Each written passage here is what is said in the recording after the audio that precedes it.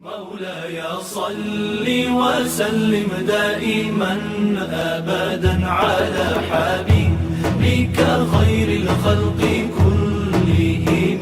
مولاي صل وسلم دائما أبدا على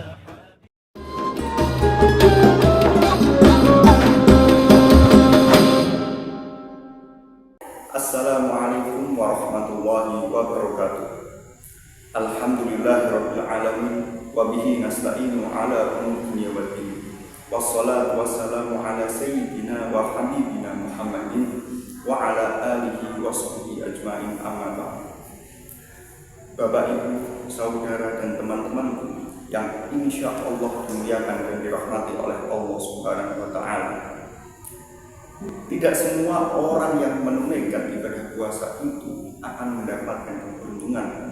Ada juga beberapa orang yang akan mengalami kerugian. Bahkan Nabi Muhammad SAW telah menginformasikan orang-orang yang mendapatkan kerugian itu tidak akan mendapatkan apa-apa kecuali lapar dan dahaga. Siapakah golongan ini, teman-teman?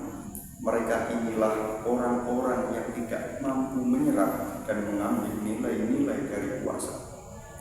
Yang konkret, mereka yang merugi di bulan suci Ramadan. Yang pertama, mereka yang tidak pernah mendirikan sholat. Kok bisa? Mereka berpuasa, tapi ketahuilah, meskipun mereka ini berpuasa dari terbitnya fajar sampai terbenamnya matahari, mereka tidak akan mendapatkan apa-apa. Kenapa demikian? Karena kita tidak mendirikan sholat. Karena sholat sesungguhnya adalah kunci dari kebaikan.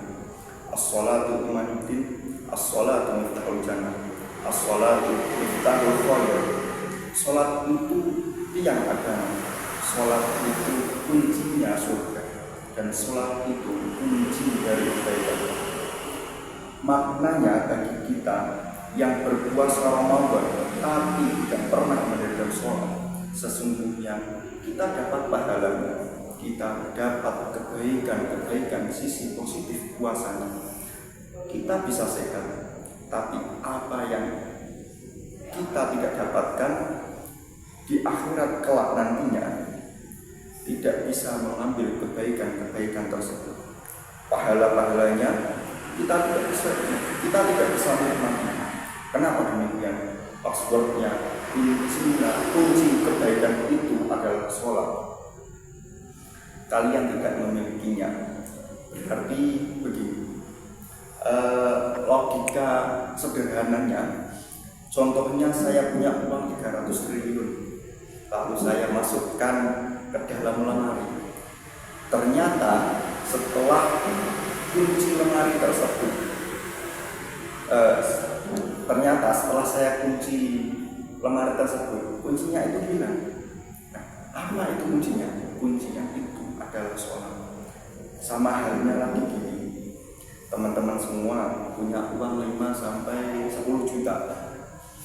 Kalian punya ATM, kalian punya rekeningnya, dan nyata kalian yang memasukkan uang itu ke rekening itu.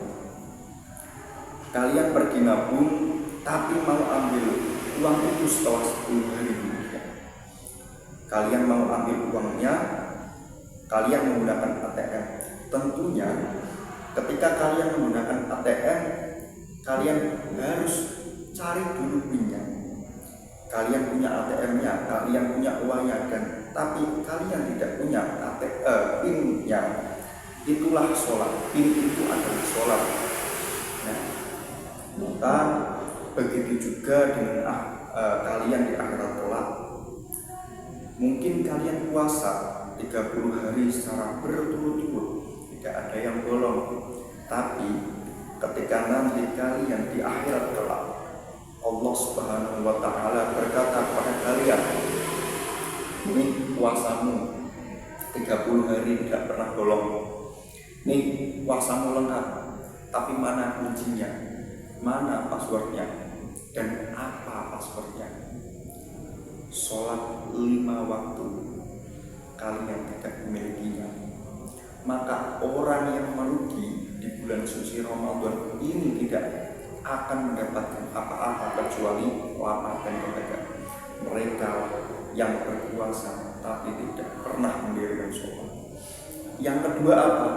Yang kedua, mereka yang berpuasa akan tetapi tidak mampu menahan dirinya dari perbuatan maksiat. Kalian berpuasa, kalian tidak makan dan minum dari subuh sampai maghrib, akan tetapi kalian juga tetap gosip, kalian tetap ghibah. Ibaratnya Imam Al-Ghazali mengibaratkan puasa itu seperti buah. Ketika kalian melakukan maksiat, kalian melakukan dosa, diiris. Kalian melakukan dosa lagi, diiris lagi. Kalian melakukan dosa lagi, diiris lagi. Dan begitu seterusnya sampai akhirnya tinggal isinya saja. Ya. Apa bisa kita nikmati kalau buah itu, buah yang tadinya masih ada kulitnya, masih ada dagingnya, terus kalian iris-iris tinggal isi atau biji dari buah tersebut, apakah kalian bisa menikmatinya? Tentu tidak. Begitulah ibarat orang yang berpuasa akan tetapi tidak mampu mencegah dirinya dari perbuatan-perbuatan maksiat. Kalian berpuasa, kalian tidak makan dan tidak minum, tidak berseteguh, puasa sah. Tapi gosip, ibadah, tipis puasanya, potong pahala puasanya, lalu dia bohong, tipis puasanya, lalu dia sengaja melihat aurat, tipis lagi puasanya, lalu dia menipu, tipis lagi puasanya, lalu dia korupsi, tipis lagi puasanya, tanda tangan nota palsu dan kwitansi palsu, tipis lagi puasanya. Maka orang yang berpuasa tapi tetap melaksanakan maksiat, tidak mampu mencegah dirinya dari perbuatan keji dan mungkar, maka sesungguhnya dia tidak akan mendapatkan apa-apa kecuali lapar dan dahaga.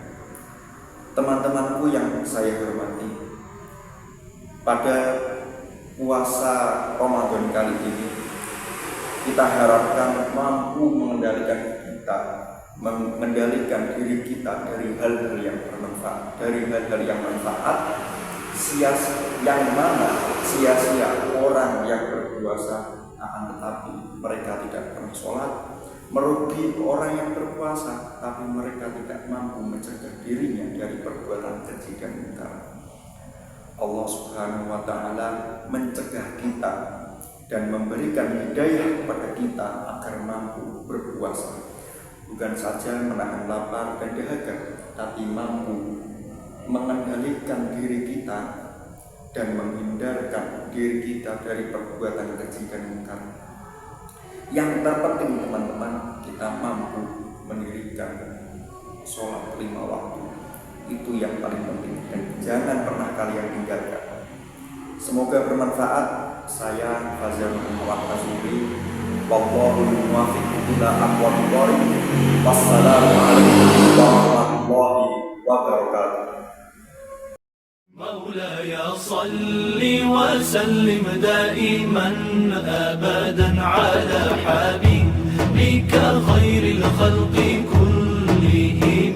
مولاي صل وسلم دائما